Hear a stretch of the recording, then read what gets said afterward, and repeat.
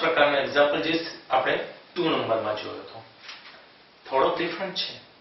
જો એક વીમા કંપનીના સર્વે પ્રમાણે એક મોટર દ્વારા થયેલ અકસ્માતમાં ઘાયલ એટલે કેવી રીતે? આંખ, હાથ અને પગ ઘાયલ થયા હોય તેવા વ્યક્તિની માહિતી નીચે પ્રમાણે આપેલ છે. કુલ 100 વ્યક્તિઓનો વીમો ઉતરાવે છે. 100 વ્યક્તિ વીમો ઉતરાવે છે. તેમાંથી 30 વ્યક્તિને અકસ્માત દરમિયાન આંખની ખામી થાય છે, 50 વ્યક્તિને હાથની અને 70 વ્યક્તિને પગ ઘાયલ થાય છે. તથા આંખ અને હાથ ઘાયલ થાય, હાથ અને પગ ઘાયલ થાય, આંખ અને પગ ઘાયલ થાય તેવા વ્યક્તિઓની સંખ્યા 44 છે. તો આંખ, હાથ, પગ ત્રણેય ઘાયલ થાય તેવા વ્યક્તિની સંખ્યા શોધો. સૌથી પહેલા આપણે અહીં વેન આકૃતિ દર્શાવીએ.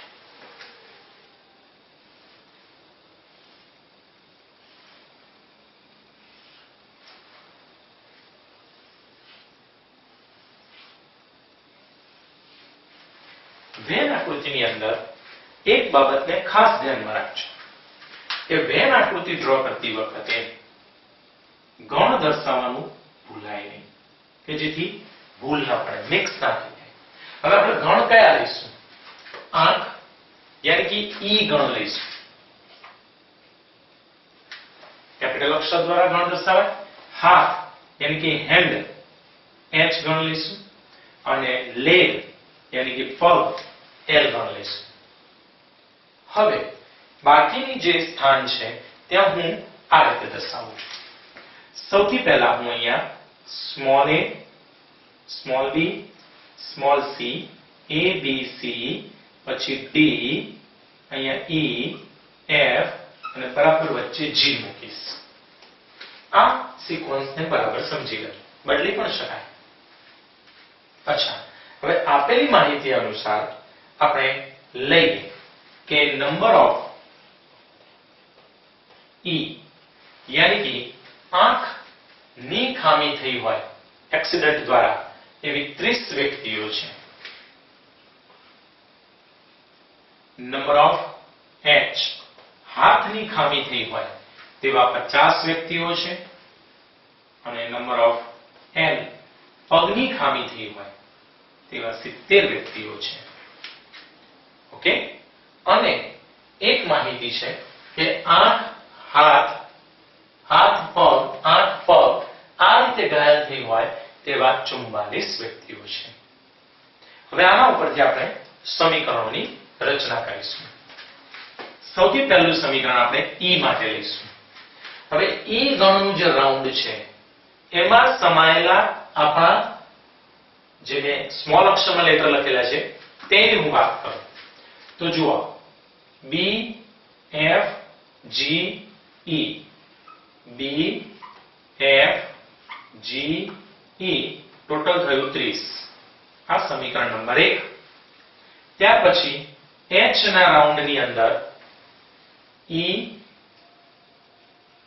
G, D અને A એમાં થયા 50 વ્યક્તિઓ. સમીકરણ નંબર 2.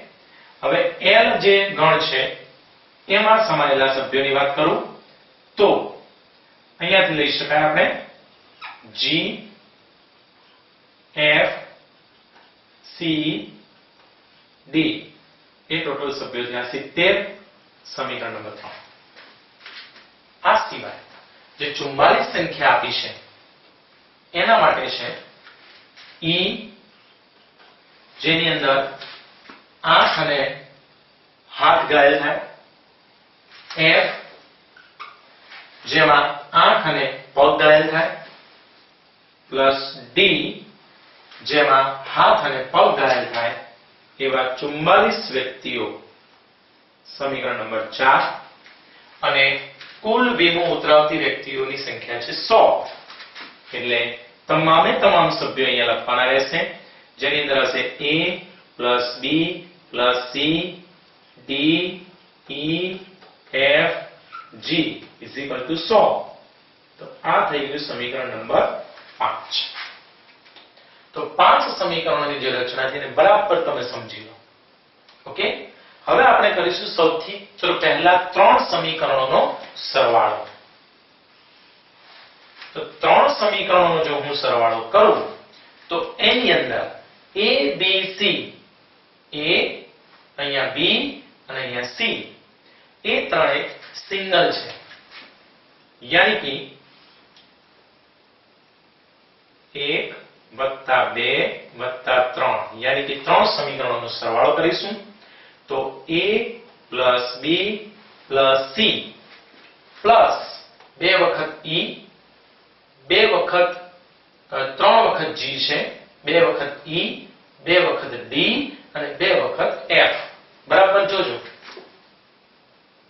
2f, 2e, 2d અને 3 વખત g યાની કે 3g ઇઝ ઇક્વલ ટુ મારી પાસે સમીકરણ 1 2 3 નું ટોટલ 30 50 ને 70 યાની કે 150 વ્યક્તિઓનું ટોટલ થશે.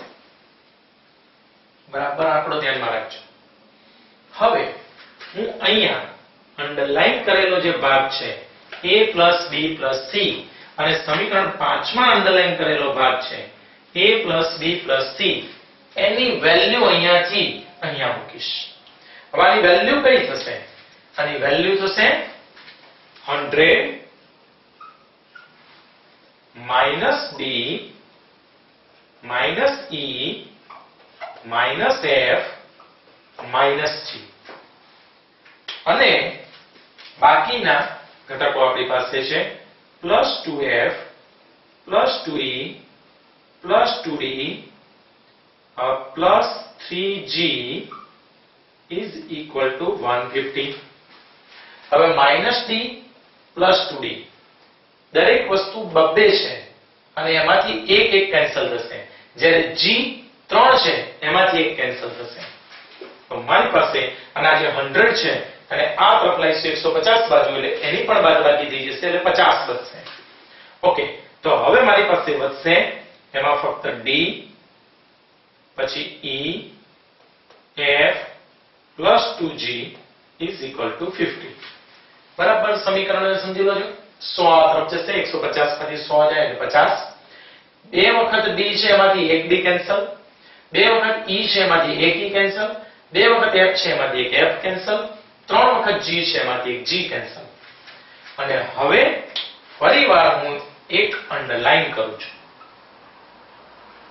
અને એ જ અંડરલાઈન અહીંયા પણ કરું છું, એટલે કે e + f + d, e + f + d એનો આન્સર કેટલો છે?